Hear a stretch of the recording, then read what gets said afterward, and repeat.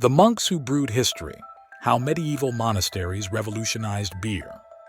What if I told you the craft beer you love today owes its roots to medieval monks? That's right. These quiet, cloistered men revolutionized brewing, turning it into both an art and a science. But why were monks brewing beer in the first place? The story isn't just about faith, it's about survival, innovation, and some very surprising twists. So, grab your favorite drink and settle in. We're about to take a deep dive into the fascinating history of beer and the monks who perfected it. Let's start in the early Middle Ages. After the fall of Rome, Europe was plunged into chaos. The infrastructure of aqueducts crumbled, leaving many without access to clean water. Survival often depended on finding safe ways to drink, and beer became a lifesaver. Beer emerged as a safer alternative to water. Why? Because brewing involved boiling the liquid, which killed harmful bacteria. By the 6th century, monasteries, designed to be self-sustaining, had embraced brewing. These weren't small operations. Monks brewed enough beer to sustain their community and share with travelers. For monks, brewing beer wasn't just about necessity. It was a form of devotion. They saw it as a way to serve both God and man.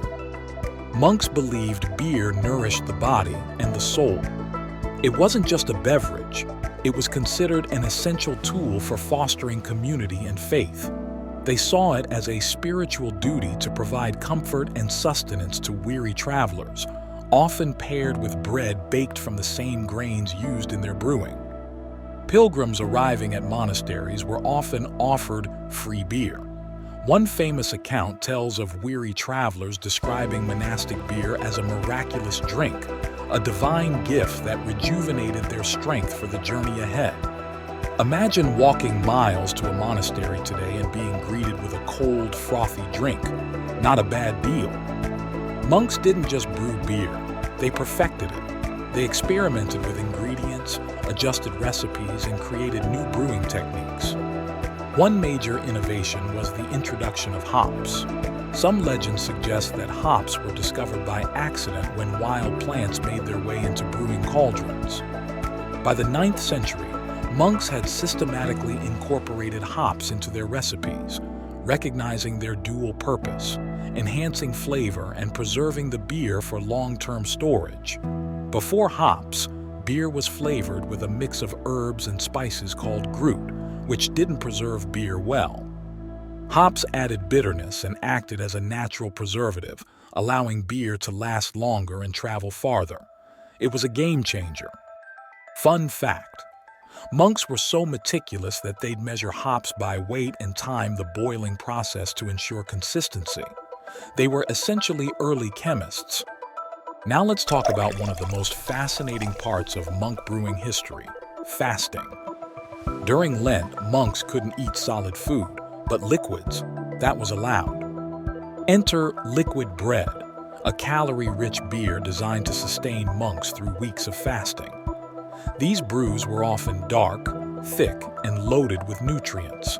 Some historians suggest that monks consumed several liters per day during Lent, leading to an inside joke about them being healthier during fasting periods than at other times. These special beers were brewed thicker and sweeter, almost like a hearty stew in liquid form. Some monasteries even competed to create the most nourishing fasting beer, with brewing contests becoming a quiet tradition. Some breweries even created special high-calorie beers just for Lent. These weren't your average pints, they were meals in a mug. Imagine living on beer alone for 40 days. It sounds extreme, but for monks it was both a necessity and a testament to their faith. As monasteries became known for their beer, they attracted pilgrims and locals alike. Beer sales became a major source of income for many monasteries. This money wasn't just pocketed. It funded charity work, education, and the construction of massive Gothic cathedrals. Monastic beer became so famous that even kings took notice. Some rulers demanded taxes on beer, recognizing its value as a lucrative trade item. And then there were the occasional mishaps. Like the time a king complained that monk's beer was so strong it left his soldiers drunk and unfit for battle. In one humorous retelling, the soldiers' slurred hymns outside the monastery reportedly caused a scandal among local villagers. Monks didn't just brew beer, they documented everything. Their records included detailed recipes, brewing times, and ingredient lists. These meticulous notes laid the foundation for modern brewing science. Today, many breweries still follow principles first established in medieval monasteries. One standout example is Trappist beer. Made by monks to this day, Trappist ales follow centuries-old recipes, blending tradition with modern expertise. Let's not forget the quirky side of monastic brewing. One legendary tale involves monks sending a batch of their beer to the Pope for approval.